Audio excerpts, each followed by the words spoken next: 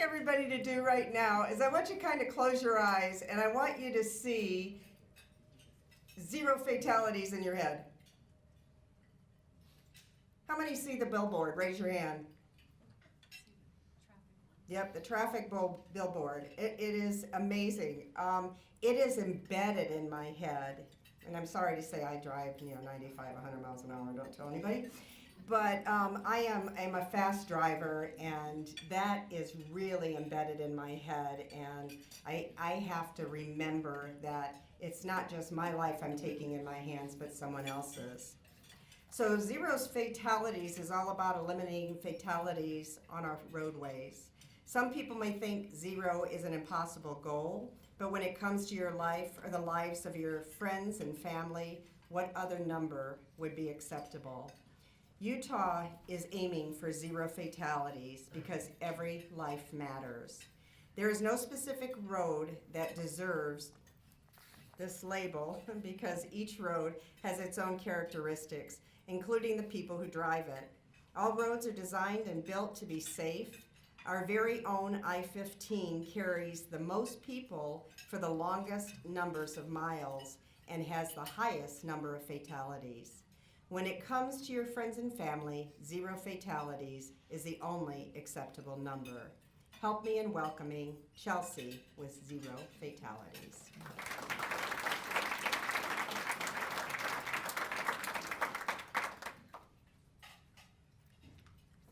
All right, so like Pam said, my name is Chelsea Goulart, and I am a health education specialist from 0 Fatalities, and I'm a small person, so I'm gonna come out here, okay? So I am from 0 Fatalities, and I want to know how many of you, by raise of hand, whichever hand is not on your fork, how many of you have heard of 0 Fatalities? Oh, awesome. The vast majority of you. That makes me very happy. So 0 Fatalities is a UDOT and DPS program for road safety, as we all pretty much know, right? We've seen the billboards, maybe the announcements over the freeway. We try to make ourselves known across the entire state because 0 Fatalities is not just our name. It's also our goal. So like Pam said, the only acceptable amount of fatalities on Utah roads is 0. So I'm going to take what she said to the next level. I want you to picture your friends, your family, your children, your coworkers, your employees, your neighbors. I want you to picture them, all your favorite people. How many of them are you okay with becoming fatalities on Utah roads? I want you to hold up on your hand. How many is it okay? 0. Zip. We have the same goal. So how many of you think that the goal of 0 fatalities is even possible? Okay, I got some enthusiastic people in here. That makes me very happy. So this is our goal. And my job is to go around and talk to everybody who will listen to me about this goal. So if you like this message today, I want to urge you to come talk to me afterwards. And we want to talk to your employees. We want to talk to everybody you know, especially if your business has a lot to do with driving. If your employees are driving a lot, we definitely want to talk to you. So keep that in mind as we're going to go out tonight. And I'm going to try to keep this as entertaining and informative as possible because nobody likes boring meetings, right? So first off, I want to show you some of the messages that we have throughout Utah. You may have seen this one before.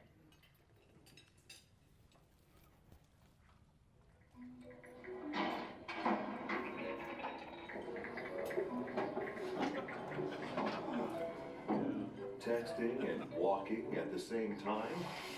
Not a smart. Texting and driving?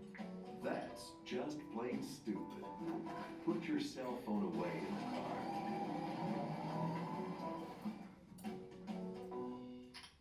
So how many of you have seen that one before? Yeah? That's one that we like to show, especially at Megaplex before the movies.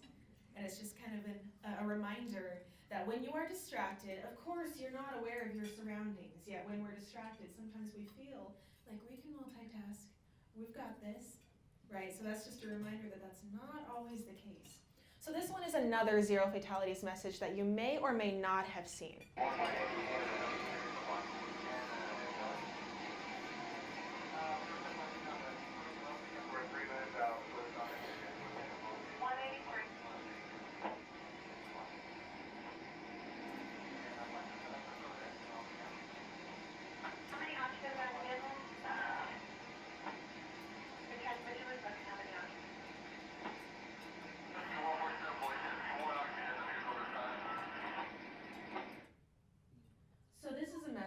A little more on the heavy side, that reminds us that we are accountable for each other's safety. Once we start becoming accountable for each other and we start to make each other's safety our priority, that's when we are going to start seeing changes on Utah roads. So we know with this statistic that roads are not causing crashes.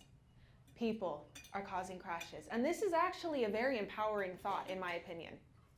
If we know we are causing the crashes, we know we can stop the crashes.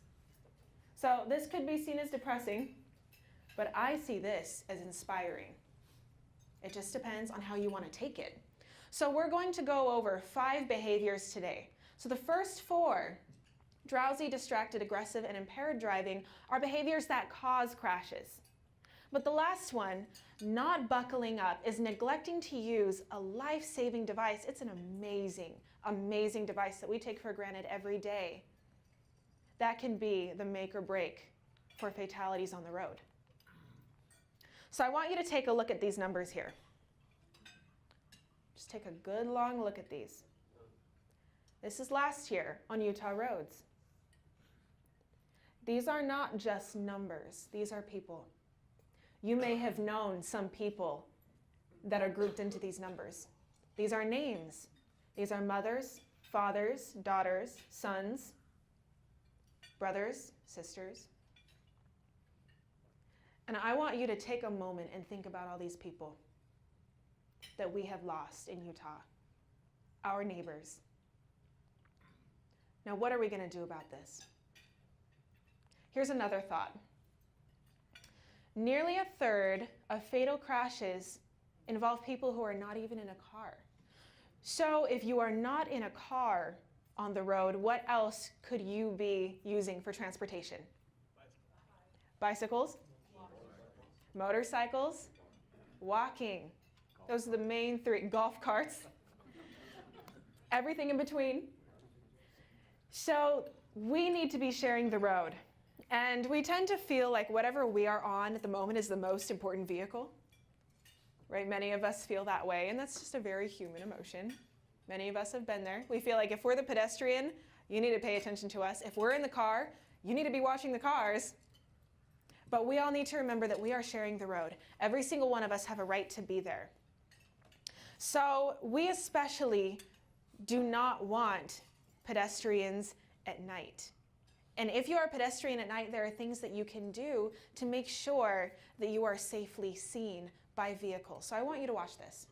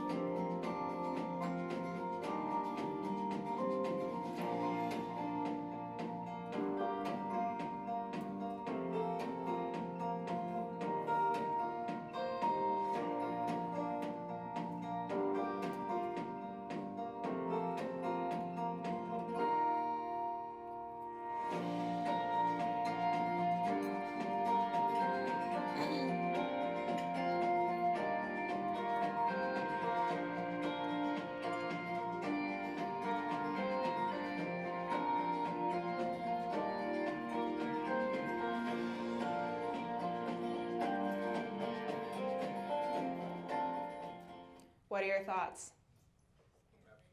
I want to know if there's a way to access that if we have loved show that particular one. We do have a YouTube channel, and I believe this is on our YouTube channel. If not, I'll make sure it's up there for you. Well, the reason I ask is my daughter just got her license. She's 20, but she's a marathon runner, and it's driven me crazy that she refuses to wear reflective. Now that she's become a driver, it's finally connecting the dots that people really can't see her during those hours. You're right. But I would love to show that to her and have her spread that to her friends. And I love that you want to do that. I love that. My husband drives a garbage truck, and he leaves in the middle of the night. Biggest trucks on the road that aren't over the road, right? Mhm. It drives him crazy how many people run in the early hours with no gear. But I've talked to a lot of women runners, and they have this weird idea that they are safer if they can't be seen. I'm serious. They're not afraid of being hit. They're afraid of being grabbed. Right. They're by themselves, and they think if nobody can see me, then no one's going to stop and jump out of their car and snatch me or assault me. So they think that they're being safer by somehow scuttling along the roadway. And of course, that's kind of a ridiculous thought, but here in southern Utah, many, many, many neighborhoods have no sidewalks. And so you're in the road or you're not running. And it's just really a challenge. They think that they're safer by hiding, and they don't understand the danger of simply being hit. Yeah, it is hard to challenge these views that people have so solid in their minds, right? But we know, most of us do know, according to the statistics and all of the numbers and all of the data that we have, that you are more likely to be hit by a car than jumped by somebody, aren't you? By far, I'm sure. Yeah, it's kind of a numbers game, right? You gotta look at the numbers and see when you will be safest. And so I would love that. I love that so many of you want to show your loved ones this video. That excites me. I like that. I like the energy in this room. So now let's take it in a different direction. What would make you a pedestrian on the highway? Your car broke down. Your car broke down? Right. What else? Some hitchhikers don't realize that if there is any alternative. They've been stranded somewhere. Freeway's their only choice. Yeah, sometimes you're stranded. Usually it's because of car issues that people are stranded on the highway. So here's the problem. Highways are not built for pedestrians. I-15 is not built for pedestrians. So we do not want pedestrians on the highway. What most of Utah does not know, and what we are making it our mission to spread, is that Utah has a great resource. If you ever find yourself a pedestrian on the highway, we do not want you alone trying to figure out your problems. If you can change a tire on your own, that's great. I still don't want you doing it. So I want you to watch this one now. Heads up, Utah. Wondering what to do if you get in a fender bender on the freeway? Follow these 3 simple steps. 1, move to the right. 2, stay in your car. 3, call 911. Following these steps will help keep you and those around you safe. So we have this amazing resource, and how many of you knew about this resource?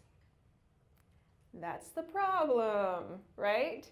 So you can call 911, and we do have UDOT trucks and other vehicles available and ready to come help you, because we do not want more deaths on the freeway.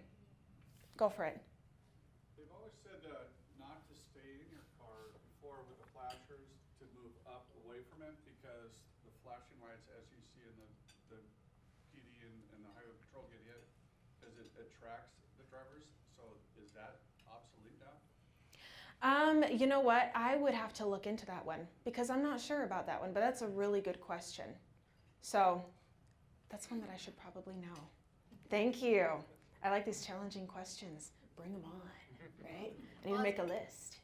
Go for it. I kind of agree with him, because when you have, like, here's not a lot of really bad weather, but those times when it does feel like underwater driving and it's sort of flooding and things like that, if it's late in the evening, you're kind of hoping the car in front of you knows where they're going.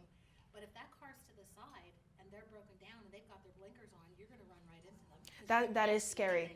And you know, the great thing that UDOT has is, you ever been on the freeway, and of course you have, you've seen those vehicles with the big signs up top that have the arrows urging you to move over. We have that resource. You can call upon those yourself. Your tax money pays for those, and you have access. So if you call 911 and you request one of those because you need a change tire or you have an issue with your car and the weather is awful, then you can do that. And that can help a lot. You know, when you see those arrows, hopefully you do not go right towards that vehicle, right? If you do, then come talk to me, right? So do they change your tire for you? They can. They can change your tire for you. They can also go get you and take you to get a new tire. They pretty much help you with whatever you need if you are not able to change your own tire, because this is a safety service. Whatever you need to feel safe and to be safe, they are there for you. And most other states do not have this resource. I have a coworker who was up in Idaho, and she called and tried to get the same resource to her when she was broken down on the side of the road, and they wouldn't come. But in Utah, they're jumping and ready to come. Is there a cost associated with that other than our tax dollars? Not at all.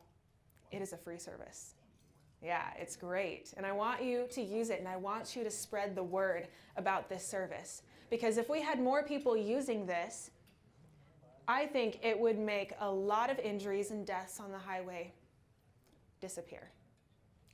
And that's why we want you to use this. That's why it's free.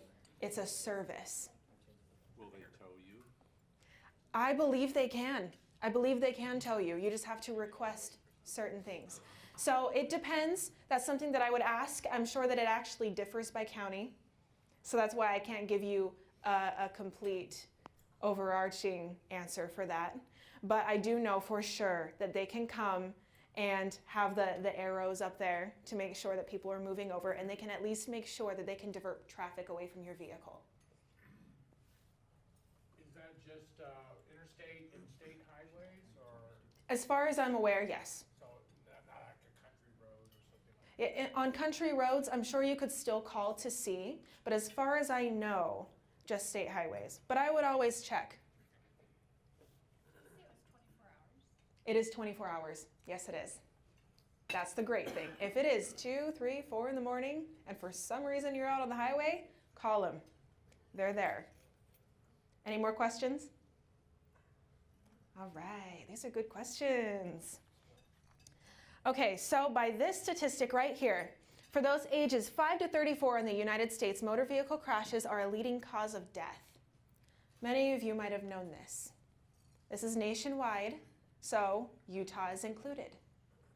Now, one age group that we are very concerned about in zero fatalities within this range are our teens. So how many of you have children who are teens or younger, or maybe even a little bit older? A really good amount of you. So a lot of what I'm going to be talking about today pertains to our teenagers. And all of it can be applied to all of us, no matter what age you are. So we created this program called Don't Drive Stupid. This is for our teenagers. We want our teens to have fun with this program, right? We want them to tell their friends, don't drive stupid on the way home from school, or maybe don't drive stupid, depending on what information they want to get across, right? But we wanted it to be a fun message that didn't bore them, that stuck in their minds. So when it comes to this program, we are doing all we can to reach our teens, but this is why I'm bringing this up to you, men and women, tonight. Because the number one thing that will save our teens' lives is parent involvement. We have found that no matter how much we talk, no matter how much we get our driver's education teachers to talk about this, we have no pull compared to you parents. You have no idea how influential you are in your teens' driving habits. So these are the things that you can do. You can be involved, know the laws, and set the example. Okay, we're going to break it down and make it really simple. That's all you have to do, and let me show you how influential that can be. With parent involvement, your teens are half as likely to speed, 70% less likely to drink and drive. That's huge. 2 times more likely to wear their seatbelts, and 30% less likely to talk on a cell phone while driving. So the numbers show you, and as you can tell, I love numbers. As the numbers show you, parent involvement is one of the best things you can possibly do to make sure your teen gets home safe every single day. So if 8% of our Utah drivers are teenagers, why do you think that 21% of crashes on Utah roads are teen drivers. Inexperience. That is number one. You got it. Inexperience. What do you think is our second biggest reason? Distracted driving. Distracted driving. So most people think that cell phones are the biggest distraction for teenagers, but it's actually not. They're friends, passengers, siblings, even parents. This is something that is so preventable. And if number one of inexperience, if number one of the problem is inexperience, then this means we need to let our teenagers drive. We need to let them drive beyond the 40 hours required to get a license, because we need them to be experienced. How many of you have been proficient at something after only 40 hours of practice? I know I have not. Everything that I could consider myself proficient at, I have practiced for far longer than 40 hours. So as scary as it is to get in the car with our most experienced driver, we gotta do it. And that's how we are going to help them get the experience that they need to make sure that they know what they're doing on the roads. So we're going to talk about these behaviors today. And as I discuss these behaviors with you, I want you to be making rules for your car. And this might sound monotonous, but this could be something that saves lives. Not only the lives of those in your vehicle, but the lives of other people on the road and your life. And these rules have got to be things that you do not budge on.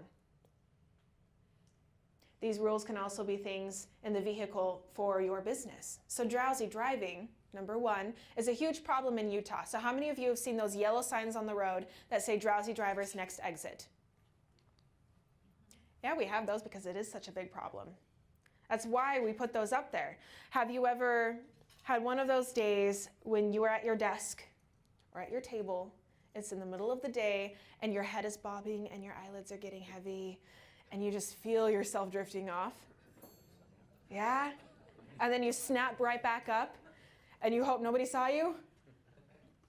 That is called microsleep, and you actually do fall asleep for 2 to 3 seconds.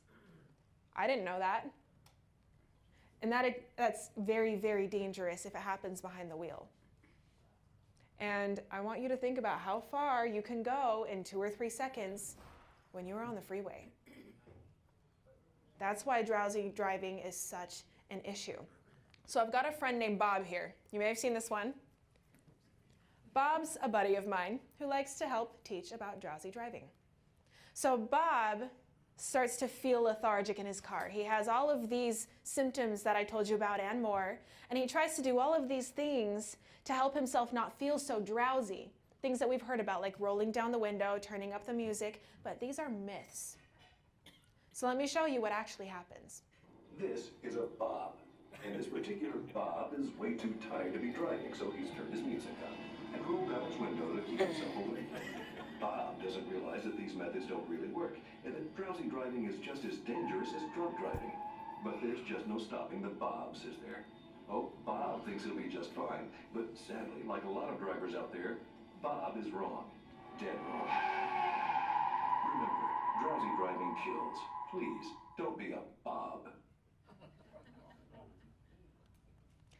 So each year, like I said, we like to focus a lot on teens because that's where it starts. That's where these habits begin. Each year we do this thing called the Teen Memoriam. It's where we partner up with the Utah Department of Health and we reach out to families who have lost their teens in crashes. And this is a very healing thing for the families. They tell us their story about what happened to their teen, the aftermath, how it feels. They say whatever they want you to know. And I go around Utah and I tell these stories. So at Zero Fatalities, we are storytellers. We are here to get this information out. And this story is about Maddie, this cute little girl on the left. That's Maddie. That's her brother, Taylor, and his fiancée, Bailey. But I'm going to let Taylor tell you this story because he tells it much better than I do. I'm Taylor Morris, and 2 years ago I learned a valuable lesson in the dangers of drowsy driving. I fell asleep at the wheel, and that resulted in the death of my little sister Maddie.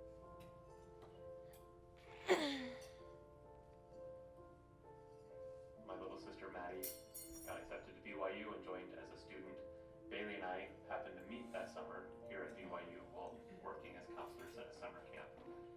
started dating, quickly fell in love, and with Maddie up here as a student also, we decided we'd all travel down together to Arizona for Thanksgiving. And so we all packed up the car, decided to drive through the night so we could get there and enjoy our vacation. We both felt alert and awake. We were used to pulling all-nighters as college students do. And it was about 2 a.m. when we finally hit the road. And about 4 hours later when the car accident happened. Neither one of us thought there was really any risk at all. It never occurred to any of us in the car that this would be a dangerous thing. We thought we were really prepared for the drive. We had lots of snacks and drinks and music.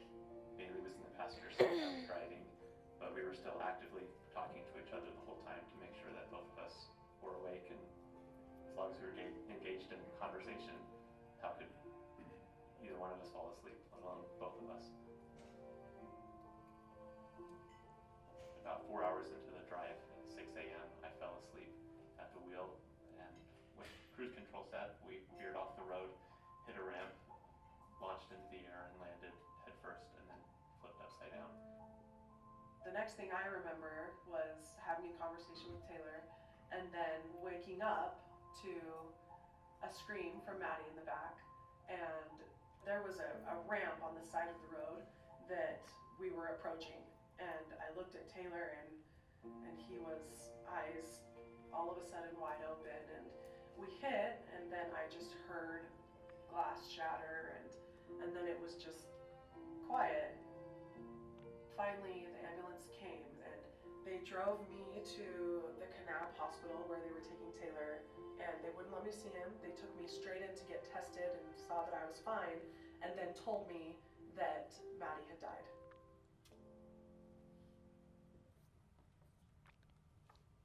So how many of you get 7 to 9 hours of sleep every single night? A handful. Good job. I'm proud of you. I even have a hard time with that.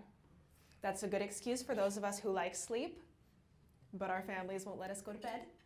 We can tell them, I gotta get 7 to 9 hours of sleep, so I'm checking out.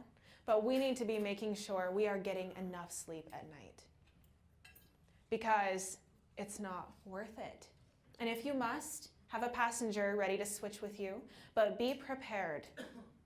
These myths don't work, which is why I just called them myths. So next, let's talk about distracted driving. This is a hot button topic. Everybody's pretty passionate about this one. How many of you have been behind a vehicle that is swerving like crazy? You're thinking, this person is an awful driver. You go to pass them and they're on their phone. I think we've all been there.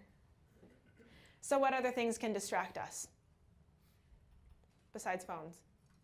Playing with your DVD player is a common. Yeah, playing with your radio console, whatever is going on in there. What else?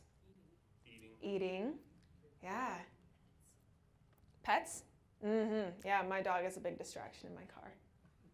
There's a lot of things that can distract us. Our children, our passengers, even our thoughts.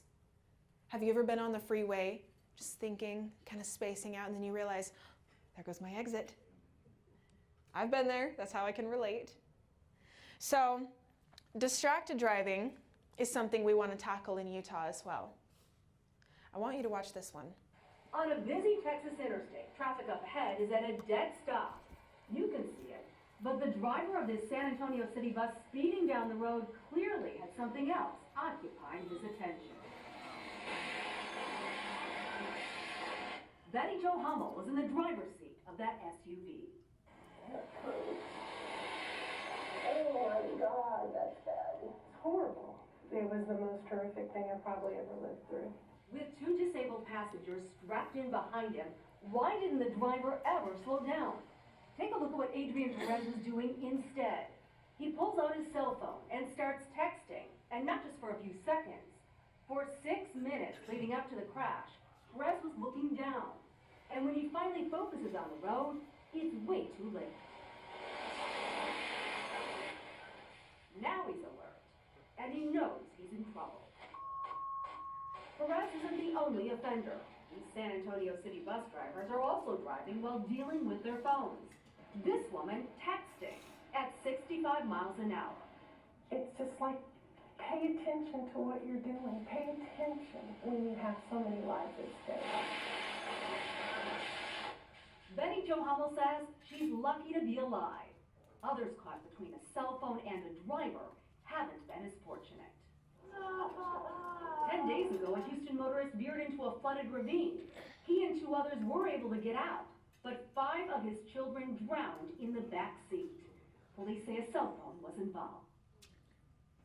We hear these stories all the time, and I could see you all cringing at that video.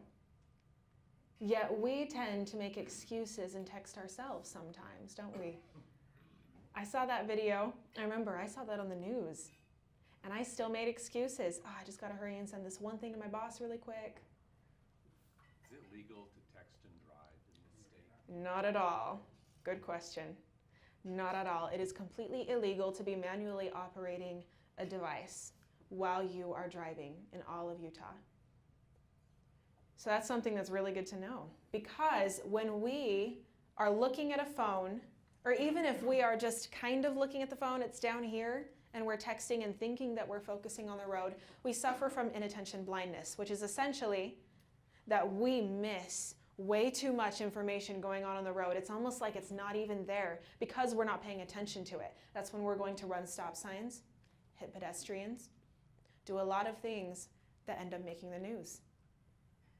So we don't want to end up there, do we? There's your pictures. Can I give you a visual? So this is another zero fatalities message that you may have seen.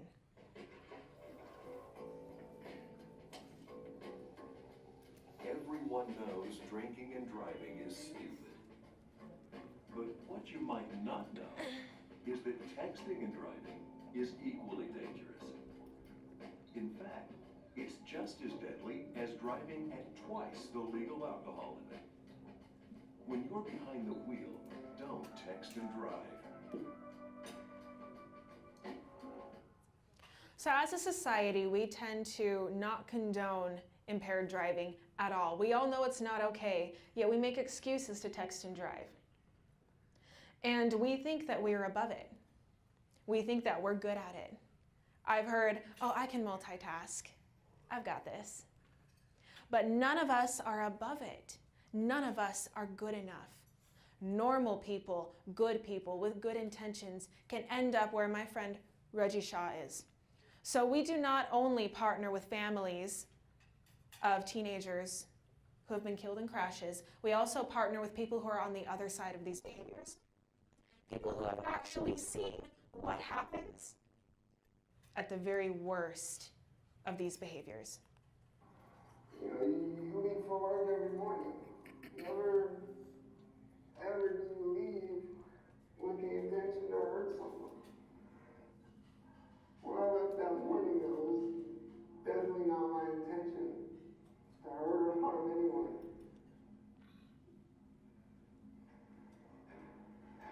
That I took 2 lives. I was sending and receiving text messages when I drifted across the center line and struck another car.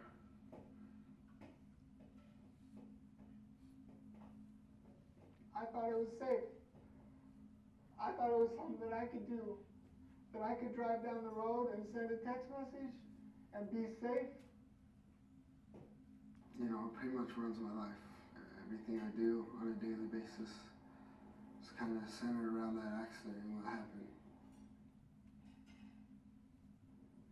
Choosing text to drive, you might be fine one day. Next day, you're going to be right here in the same seat.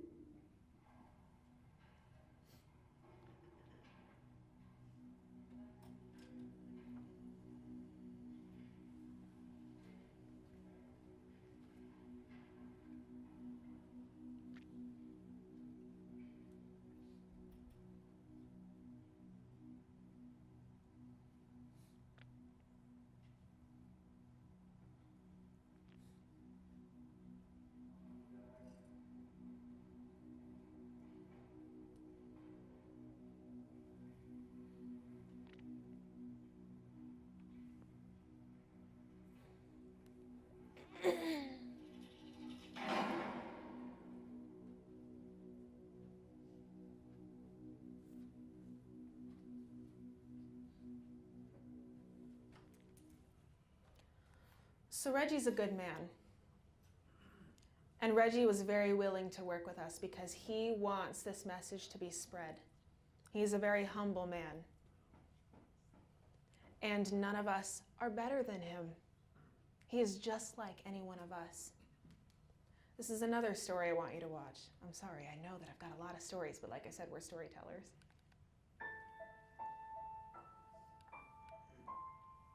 As a little girl, Baby wore Halloween costumes all year long. That was her thing. Halloween was her favorite time of year. She was spunky and feisty. Baby, she loved to be around people. From the moment I found out I was pregnant with her, my whole life changed. She changed me, and I loved her so much.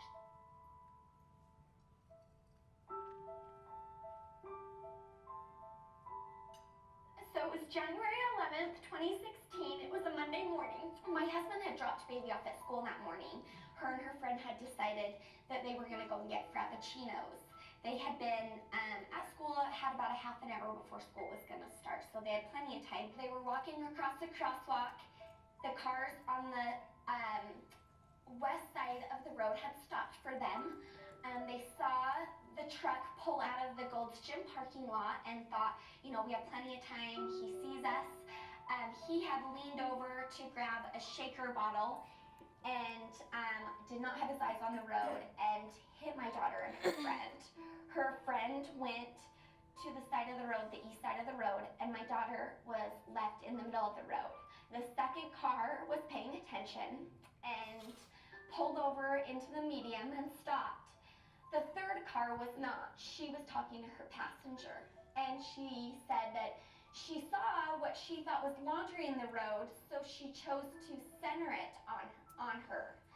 After she centered it on her, she continued to drive my daughter over 50 yards down the road. I had somebody calling me. My ringer was actually off on my phone, and there was a phone call, and it was a blocked number, which I normally would not answer.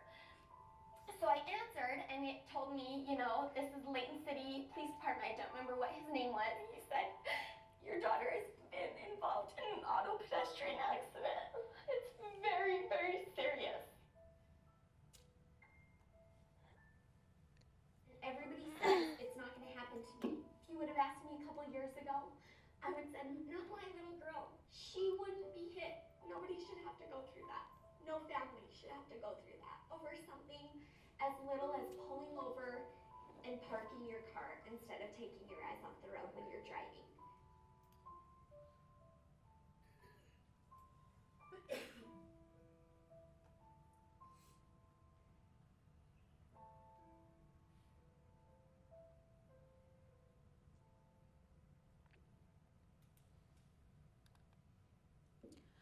So I'm going to sum up this slide right here. If anything is going to distract you and it needs to get done, just pull over and do it. Nothing is worth somebody's life. Nothing is worth your life. And if it's so important, just pull over. If it's not important enough to pull over, then don't do it. It's not important enough. It's a really easy way to decipher your priorities and your tasks, isn't it? So next is aggressive driving.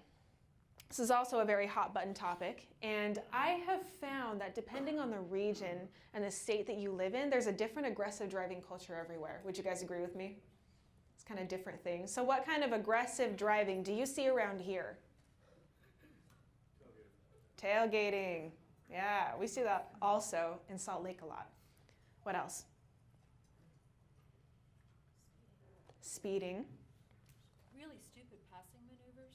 Passing maneuvers. So impatient, but I mean, they're literally, you know, inches seems like. I'm sure it's a few feet before they get back in your lane. Oh yeah. And they're nearly in the head on, and the poor other driver, you can see the face going, holy crap, what are you doing?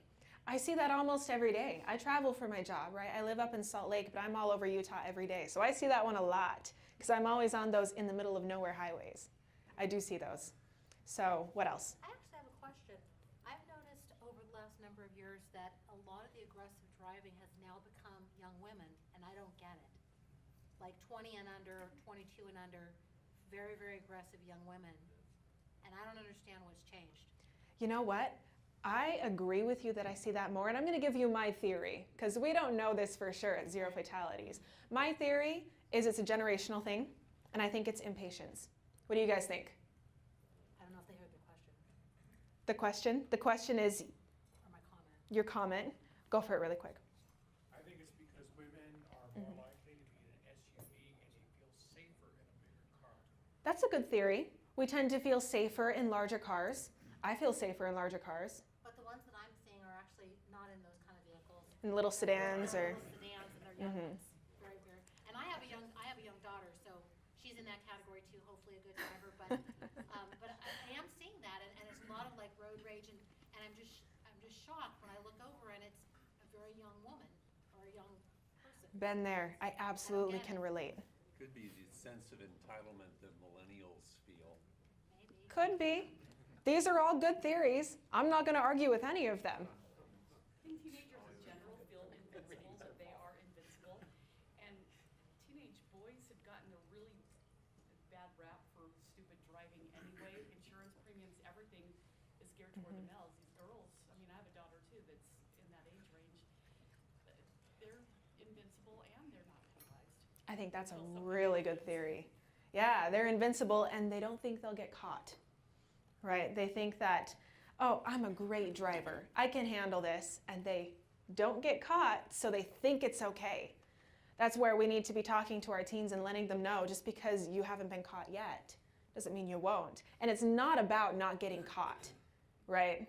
That's not the ultimate goal. If I don't get caught, it's fine.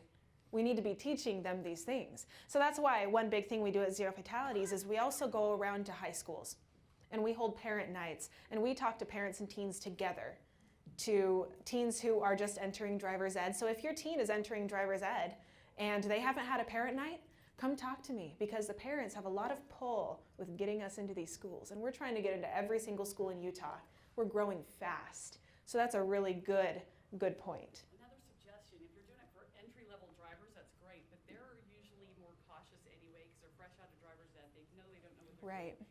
It's that 17, 18-year range. They think they know what they're doing and they get more aggressive. You are so right. So if we could do like seniors in high school. Yeah, there's got to be something between, right? And we are working on stuff like that, and we need parents to come rally around with us for these, because sometimes it's hard to get into high schools, especially when you have driver's education teachers who have been there for a long time, and they have their way of doing it, right? Which is great. I'm sure it works, but we want to be a part of it. One thing I've noticed, you drive a lot around the city. You learn to assess the drivers all around you by what they're doing, by age and by the speed they're going and so on.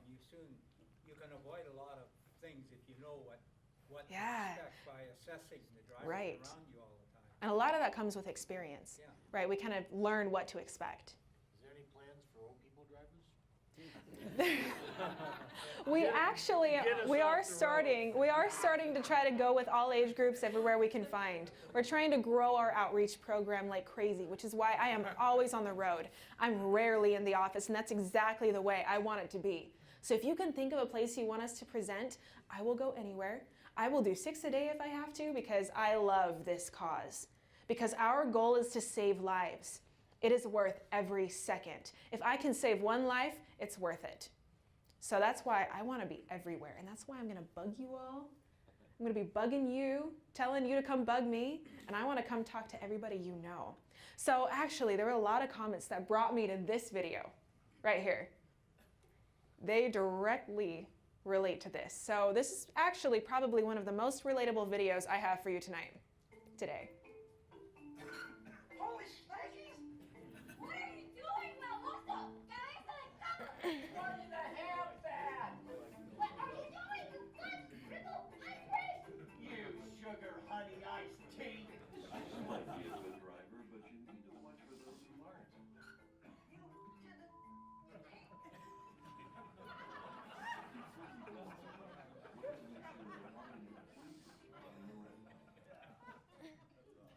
So you can imagine that that was a fun video to make. But there is one really good thing about that video. That last driver, she was a good driver. You know why? What did she do? She stopped. She was aware, right? Like my friend over here said, she was aware of things going on around her. And she stopped when she saw an aggressive driver run the light. Now, I'm not going to ask how many of you have done this, but think about maybe a time when you saw a yellow light and you thought, oh, I just got to get through this. You stepped on it, it turned red, you're like, I'm committed. Just go anyway. Yeah, that's the kind of people we got to look out for. And I know you've done it because I've done it. We've all done it. Defensive driving is the way to go, not aggressive driving. And I know we've all heard defensive driving before, but just to recap, defensive driving is when you drive in such a way that you are aware of your surroundings and you are ready to compensate for the aggressive drivers or the drivers that are making bad decisions on the road. You're driving in such a way that protects you and your passengers. So, this is a really interesting slide right here. So this is what we call a stopping board. And I want you to look at it. I want you to look at the one at the very bottom. It says 65 miles per hour, which is slower than a lot of our highways in Utah. So if you are going 65 miles per hour, it takes you an entire football field to come to a stop. And that is from the moment you put your foot on the brake. So it takes 2 to 3 seconds before you even put your foot on the brake to assess what's going on and react. Because of this, it is law in Utah to be following 2 to 3 seconds behind the vehicle in front of you, which means the faster you're going, the further behind you are. Not a lot of people know that. I didn't. So then I want you to look at the very top, the 25 miles per hour section. So if you're going 25 miles per hour, it takes you approximately 21 yards or 1.7 seconds to come to a stop. And that's in ideal weather conditions. So we see 25 miles per hour mostly in residential zones. So if you see a 25 mile per hour speed limit sign, that means kids might be nearby. That means slow down even more. This is something that I think we all know, but we have to be reminded of, especially our teens who are just figuring it out. So how many of you have heard of Utah's 100 Deadliest Days? A good amount. That's good. We want everybody to know what this is. So the 100 Deadliest Days is a Utah problem. This is our issue. And this is from Memorial to Labor Day, where we roughly have 100 deaths in 100 days on Utah roads. That is way too much. And that is not okay. We have to do better. So here's the kicker. More crashes happen in winter, yet more deaths happen in summer. Why do you think that is? Speeding. We get overconfident. We think that because it's ideal conditions most of the time, speeding is safer. This is a myth. Speeding is actually a huge factor, if not the main factor, in 25% of fatal crashes. So we need to be slowing down in the summer. It's not worth it. Speeding actually doesn't really get you places that much faster. So I want you to now watch this video. And this one gets my blood boiling, and I know it will get your blood boiling too. This car caught on camera careening out of control. The horrifying high-speed accident tonight, a graphic display of the dangers of tailgating. Watch again. The driver in the green Ford quickly reacts to avoid a mattress on the road, abruptly swerving, hitting the truck in the next lane, then those rocks on the left flipping across this Arizona interstate. The driver, 23-year-old Brianna Desaya of Texas, miraculously walks away unscathed. Her life saved because she was wearing her seatbelt. Arizona authorities say she was driving too closely to the vehicle in front of her and didn't have enough time to react to the mattress. So how long does it take to respond? So a total of about a second and a half to see something react appropriately. And a second and a half doesn't sound like much. Does it really make a difference? It can. When you're traveling at high speeds, that second and a half means that you may have covered 100 feet or so in that time that your brain is processing this, and that's precious distance you've lost. A rule of thumb when driving on the highway, give 3 seconds of following distance. To measure, find a fixed object like a telephone pole. When the car in front of you passes it, count 1, 1,000, 2, 1,000, 3, 1,000. If you get to the marker before 3, you're too close. So what are we gonna do? We're gonna leave earlier. Try to not drive emotionally, because aggressive driving is a very emotional way of driving. If we drive using logic, aggressive driving just does not make sense, does it? So, oh dear. So try to not drive emotionally. Go ahead and be late. The 3 seconds surprised me. Maybe it's because I'm older, but I was always taught it's 1 second for every 10 miles an hour you're going. That So I'm counting, and virtually everybody here tailgates, and I never know what to do when they're tailgating me. I'm Yeah. like, please, nothing happens. You're going to cream me. Here's the hard part. So if somebody is tailgating us, we want to brake check them naturally, right? Brake checking, though, is also a form of aggressive driving, which I was disappointed when I heard. But it's fine. So what we should be doing is either pulling over and letting them speed in front of us, just go do their thing. But we are not the road police. Unless you actually are police, then okay. But I'm not. Most of us are not. And we need to leave that to those who are actually employed to take care of aggressive drivers. It's not our job. And that's the hard thing to learn sometimes because it's really tempting. I know. But we need to just let them go on their way or just ignore them and keep going our speed. That's what I was taught. I remember when I was learning how to drive, my father told me, if somebody's tailgating you, that's their problem. Ignore them, keep doing your thing. As hard as it is to do, I need to practice a little bit of self-control. Because remember, aggressive driving is emotional driving. And once I get emotionally involved, that's when problems start to happen on the road. So lastly, and I'm not going to cover impaired driving because we're a little short on time, and also we all pretty much know impaired driving is not okay. So not buckling up is the big topic that I want to cover here because we are all guilty to some degree. So I actually am curious, how many of you can honestly say you buckle up 100% of the time? Oh, I'm so happy to see that. I am so happy to see that. Okay, so how many of you have been in a vehicle when you are buckled up but somebody else is not? I have. So buckling up is a law in Utah. You've all seen the campaign, Click It or Ticket. That's us. We're in charge of that. But buckling up is a law in Utah. And it wasn't always. It's more of a recent thing. And so when this became a law, there was a lot of pushback. And guess what? I was one of them. Why do you think people would push this law back? Why do you think they would? Because we feel like it's my business. Whether or not I'm buckled up, it only affects me. If I am unbuckled and I crash and I die, that's my fault. So don't overstep and start telling me what to do in my car privately, right? There was a lot of pushback when it came to that. And I actually felt that same way. I said, well, of course buckling up is important. We all know this, but there's a line legally that should be drawn. Well, let me tell you, this video changed my opinion. This is Michael. Today he's going to hit his girlfriend so hard, she ends up with permanent brain damage.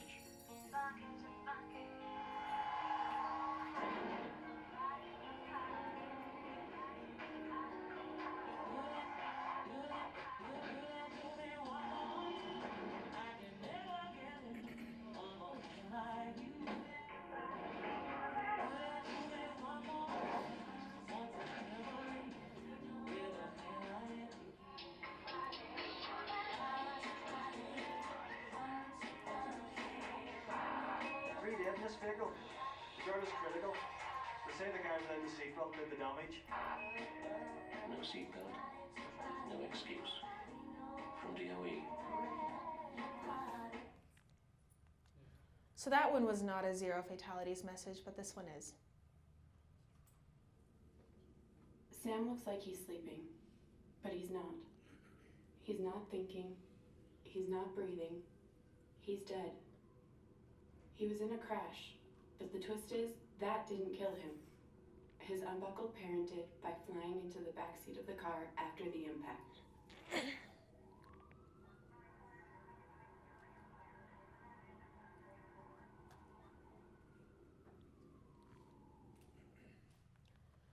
So seatbelt use in the back seat is even lower.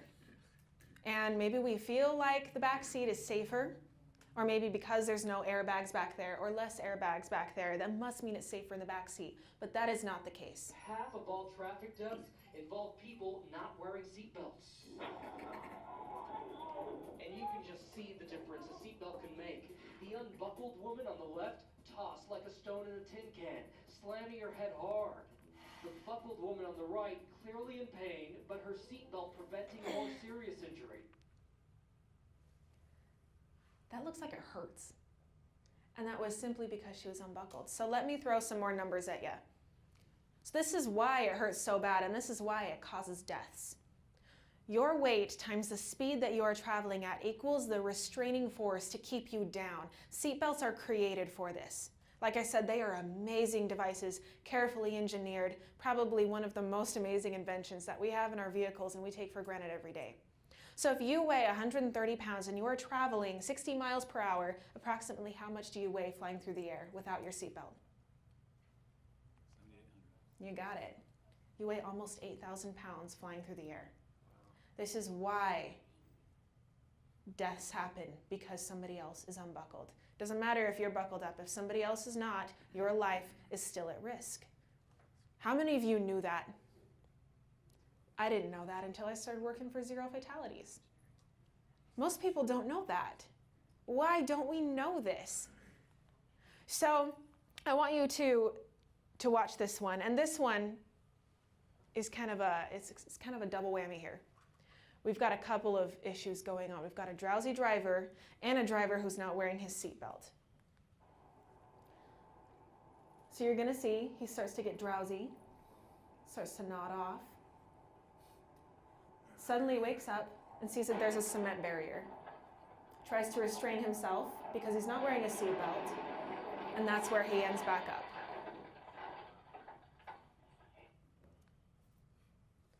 This is another one. On July 25th, 2001, a crash occurred on State Road 89.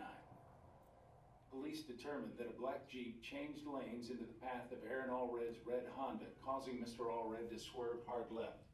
At 55 miles per hour, he lost control, and his natural reaction was to overcorrect to the right.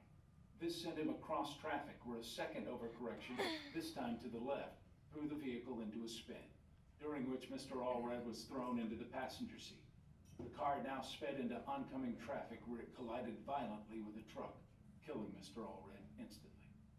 Officials determined that if Mr. Allred had been wearing his seatbelt, he would have stayed in the driver's seat and could have controlled the car enough to avoid the final collision. Seatbelts are there for the unexpected times. If we knew when we were going to get in a collision, everybody would be wearing their seatbelt when they got into a collision. So we're gonna skip this one. We're gonna skip this one. And I want to let you know that telling your loved ones to buckle up is how we're going to fix this problem. Holding each other accountable.